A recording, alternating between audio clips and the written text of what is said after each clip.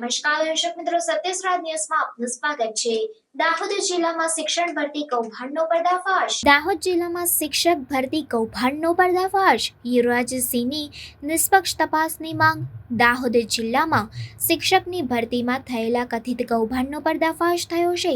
સામાજિક કાર્યકર યુવરાજસિંહ જાડેજાએ આ મામલે પુરાવા સાથે દાહોદના કલેક્ટર અને જિલ્લા શિક્ષણાધિકારી સમક્ષ રજૂઆત કરી છે।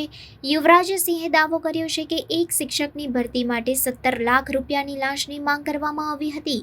આ સમગ્ર કેસના આધાર રૂપે યુવરાજસિંહે એક વિડીયો પુરાવા પણ રજૂ કર્યો છે, જેમાં લાંચ માંગવાની વાત સાબિત થાય છે। આ કેસમાં ટ્રસ્ટી બચુભાઈ કિશોરી સામે પણ ગંભીર આક્ષેપ થયા છે અને તેમના પર પણ નિષ્પક્ષ તપાસની માંગ ઉઠાવવામાં આવી છે। વિડીયો પુરાવો અને આક્ષેપોની ગંભીરતા જોતા સમગ્ર મામલે તપાસની માંગથી વાતાવરણ ગરમાયું છે।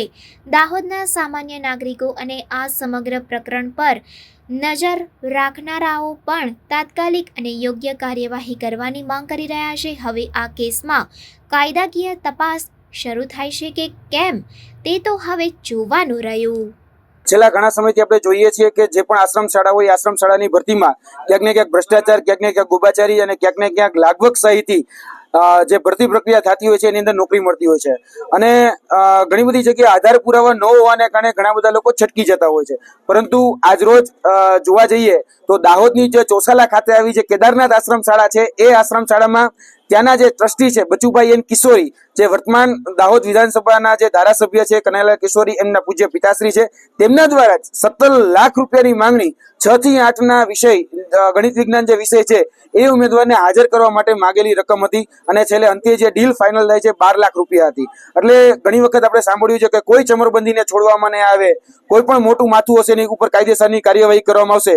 તો અમે એ ગુજરાતના પ્રશાસન તંત્ર પાસે પણ અપીલ કરીએ છીએ કે આજ વખતે ચમરબંધી પકડાઈ ગયો છે અને આ ચમરબંધીને ક્યાંય પણ છોડવામાં ન આવે। દરેક વખતે એવું થતું હતું કે નાની નાની માછલીઓને પકડી અને જે મેટર હોય એ રફે દફે કરી નાખવામાં આવતી હતી, પરંતુ આજ વખતે કહી શકાય કે જે મોટા મગરમચ્છો કહી શકાય એવા મોટા મગરમચ્છો પકડાયા છે, ત્યારે એની ઉપર કાયદેસરની કાર્યવાહી થવી ખૂબ જરૂરી છે।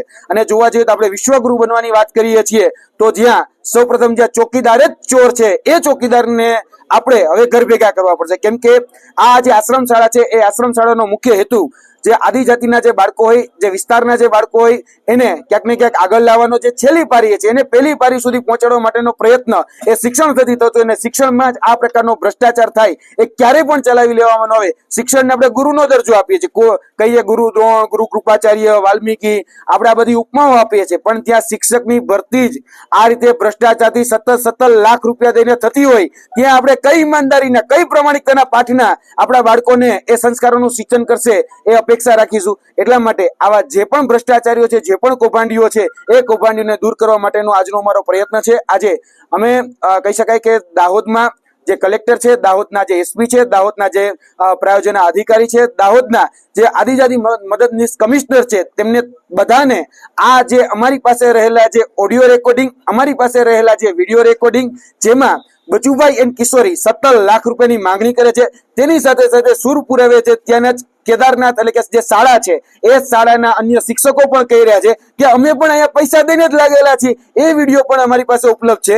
તો આ બધી જ બાબતની ક્રોસ વેરિફિકેશન થવું જોઈએ અને આઈપીસી ની અંદર, બીએનએસ ની અંદર જે પણ કલમો છે, જે પણ બંધારણીય કલમો છે, તેને ધ્યાનમાં રાખી આમાં કડકમાં કડક કાર્યવાહી કરવામાં આવે।